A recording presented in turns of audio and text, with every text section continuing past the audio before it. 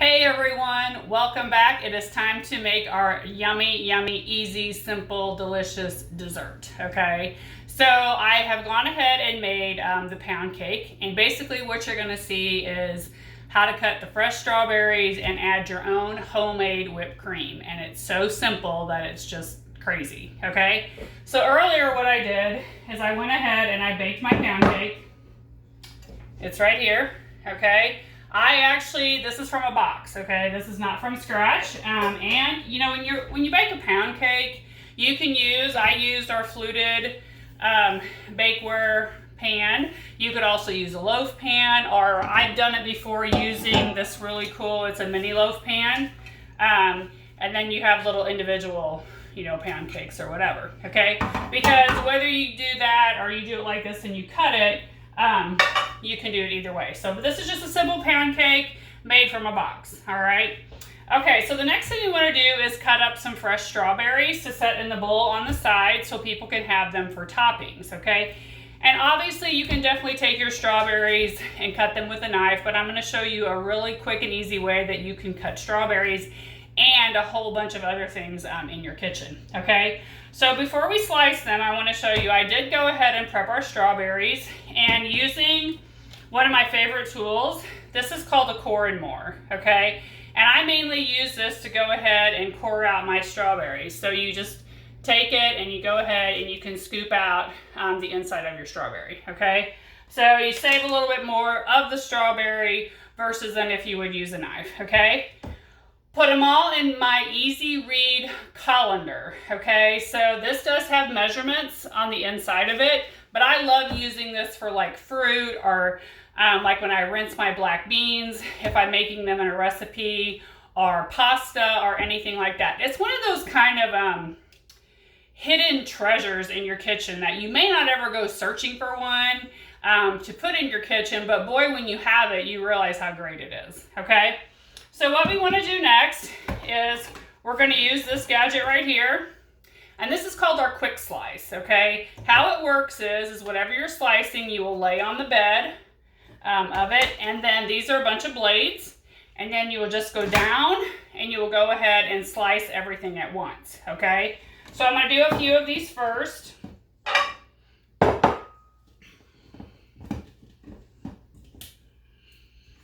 Just set them on there like that. You guys can see, and then you would just go down. If it's kind of a thicker thing, you would have to maybe rock it a little bit, but you can see how nice your slices have turned out. So you've got these great slices. You've cut them all at once. You don't have to take your knife and slice each one individually. So what else is this quick slice good for?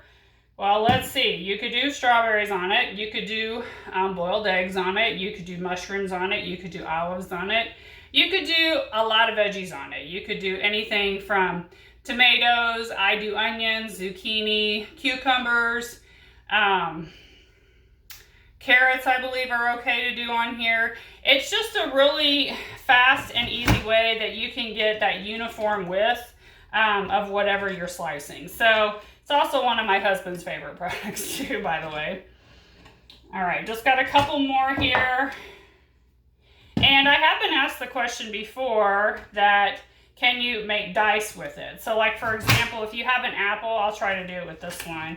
But you could turn whatever you're slicing a quarter and then go back down, and then it actually would make little dice pieces. Okay, so if you're coordinated enough, unfortunately I'm not that coordinated to where you could turn the food around, you can definitely do that. Okay, so we're finished with that, and you can hand wash it or you can just pop it right into the dishwasher. Okay, next we're going to go to make some homemade whipped cream. So a lot of times I tell people that, and they are, concerned about it, but when you buy whipped cream at the store, obviously there's going to be some ingredients in there that you're eating that are really not good for us. It's the same if you use like non-stick cooking spray. There's other ingredients in there besides oil, and there's other ingredients in that store-bought whipped cream besides the cream and the powdered sugar, etc. Okay, for this particular recipe though, when we make our homemade whipped cream, and this is our little whipped cream maker right here, It's actually going to be bourbon flavored. Okay, so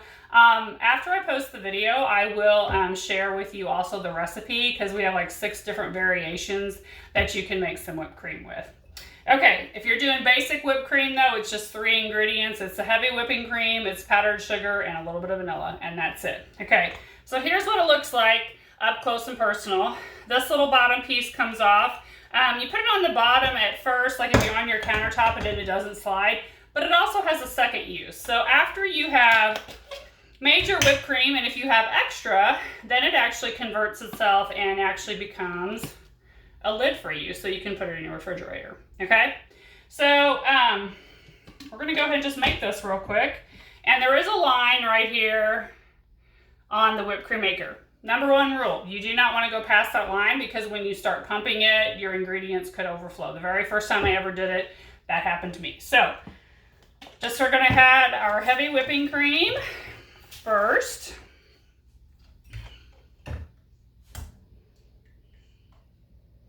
And I believe this is going to be equivalent to what we need. So it's a cup.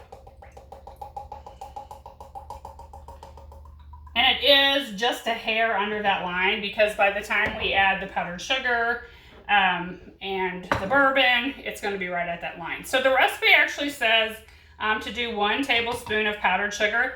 I'm going to tell you right now from experience, you're going to want to put a little bit more in there. I do anywhere probably close to 3, okay? Because I just like the consistency that it does using that much powdered sugar. But, you know, you can play with it, you know, when you get it, etc. Okay. Then I have about, like half a teaspoon of bourbon. So again, if you were making it unflavored, basically, or just the straight whipped cream, that would just be your vanilla. Okay. So here comes the super fun part. Okay, this is what it looks like. We're going to screw the lid on, and then we're going to pump for 30 seconds. So you get to watch me pump. Something else you can use this for too is actually homemade butter. And I've heard a couple people using it for if they want to mix up their scrambled eggs. They would go ahead and put their eggs in here and kind of mix them up a little bit before they would either put them in their pan or put them in the microwave. And also something else that powdered sugar does, it gives a really thicker consistency. And so the first time I made it, I just felt like it was a little too thin, you know? Okay, so I think I'm at about 30 seconds. So I'll show you what it looks like. Super thick. So look at that delicious, yummy, homemade whipped cream, right? So for this, what I would do is I would obviously serve this right out of here, okay? I wouldn't move it to another bowl. Why? Because if there's leftovers, the lid's right there. I don't have to get another dirty container. Or I don't have to dirty another container, sorry. All right. So voila, there is our bourbon flavored whipped cream, okay? So we have this all nice and set up. You know, if you wanted to present it that way. So people could come through and top off their dessert, okay, with strawberries and then the bourbon flavored whipped cream. So that is how simple it is to make a really cool restaurant style dessert, right? It doesn't hardly take anything, okay? So that is the dessert recipe for this evening. I hope you guys enjoyed it. Again, like I said, I'm going to post the recipe so you can see the other variations of the whipped cream, etc. But let me know what you think. Thanks, everyone.